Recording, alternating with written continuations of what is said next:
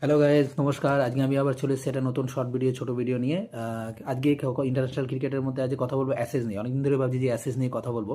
তো আজকে প্রথম দিন বক্সিং ডে খেলাটা দেখলাম, বক্সিং ডে ফার্স্ট ইনিংসটা দেখলাম, ফার্স্ট ডে দেখলাম অ্যাকচুয়ালি বলতে গেলে। ফার্স্ট ডেতে যা 20 উইকেট একদিনেই পড়ে গেল। যা হোক, মানে যে খেলার যে কোয়ালিটি দেখলাম, ব্যাটিং দেখলাম দুটো টিমেরই, বিশেষ করে ইংল্যান্ডের তো মানে কিছু বলারই নেই। অস্ট্রেলিয়াকে 152 রানে অল আউট করা, 152 অল আউট করার পরও ভেবেছিলাম যে ইংল্যান্ড কামব্যাক করবে, কিন্তু না, ইংল্যান্ডের ব্যাটিংয়ে সেই জোর নেই বা সেই ক্ষমতা নেই যে অস্ট্রেলিয়ার মতো টাফেস্ট পিচে সার্ভাইভ করবে।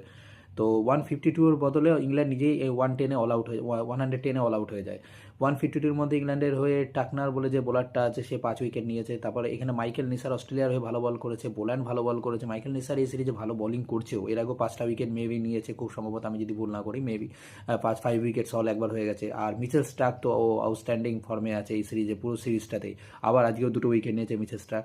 তো মিচেল স্টার্ককে এই নিয়ে সিরিজে 24 উইকেটস হয়ে গেল অলরেডি, আর বোল্যান্ডের 18টা উইকেট হয়ে গেল। তো অস্ট্রেলিয়ান বোলিং অসাধারণ ফর্মে আছে, অস্ট্রেলিয়ার টিম অসাধারণ ফর্মে আছে, আউটস্ট্যান্ডিং ফর্মে চলছে অস্ট্রেলিয়া। অ্যাসেজে ইংল্যান্ডকে একটা ইনিংস কি একটা সেশন অবধি দাঁড়াতে দিচ্ছে না। এর থেকে বোঝা যায় যে আমরা ভালোই রিসেন্ট যে টেস্ট সিরিজটা হেরেছি অস্ট্রেলিয়াতে গিয়ে, কিন্তু বাকি যে আগের যে দুটো টেস্ট সিরিজ আমরা জিতে এসেছি, সেটার জন্য ইন্ডিয়াকে মানে বলতেই হয় যে ইন্ডিয়া ক্রেডিট প্রাপ্য। যেটা সারা ওয়ার্ল্ড করতে পারেনি সেটা ইন্ডিয়া করে দেখিয়েছে। ইন্ডিয়ার কাছে সেরকম কোয়ালিটি প্লেয়ার আছে বা ছিল সেই সময়, সেই জন্য ইন্ডিয়া সিরিজগুলো জিতেছে। ইংল্যান্ডের কাছে সেটা নেই, ইংল্যান্ডের ব্যাটিংয়ে সেটা নেই। বোলিংয়ে যদিও বা আছে, জোফরা আর্চার এই ম্যাচে যদিও বা মিস করেছে চোটের জন্য, সে অ্যাসেজের বাইরে চলে গেছে।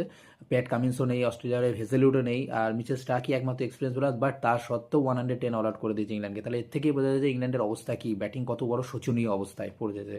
তো যাই হোক, অ্যাসেজে এর থেকে একটা জিনিসই বলার আছে যে ইংল্যান্ড এই যে 4টে টেস্ট খেলছে এখন অব্দি, এই নিয়ে 3টে টেস্ট হেরে গেছে। আর ফার্স্ট ইনিংসে যা পরিস্থিতি দেখছি, আবার অস্ট্রেলিয়া লিড নেবে, এবং আমার মনে হয় না ইংল্যান্ড এখান থেকে আর কিছু কামব্যাক করতে পারবে। ইংল্যান্ডে সেই মোটিভেটেড প্লেয়ার্স নেই, বা ইংল্যান্ডে সেই এগ্রেসিভ প্লেয়ার আছে, বাট লং টার্ম খেলার মতো প্লেয়ার ইংল্যান্ডের কেউ আমার চোখে পড়ছে না। বিশেষ করে বেন ড্যাকেটের তো অবস্থা খুবই শোচনীয়। আর জাস্ট জ্যাক রোলি কয়েকটা ইনিংস ভালো করে যাচ্ছে, যে আজকে ব্রুক বলে যে প্লেয়ারটা উল্টো পাল্টা ব্যাটিং চালিয়ে কিছু রান করেছে, 41 মতো, ব্যাস। এছাড়া আর কোনো বলার মতো কিছু নেই। জাস্ট লাস্ট বলা যায় এটাই যে ইংল্যান্ড এই সিরিজে কিছু মানে কম্পিটিটিভ খেলার মতো কিছু করেনি।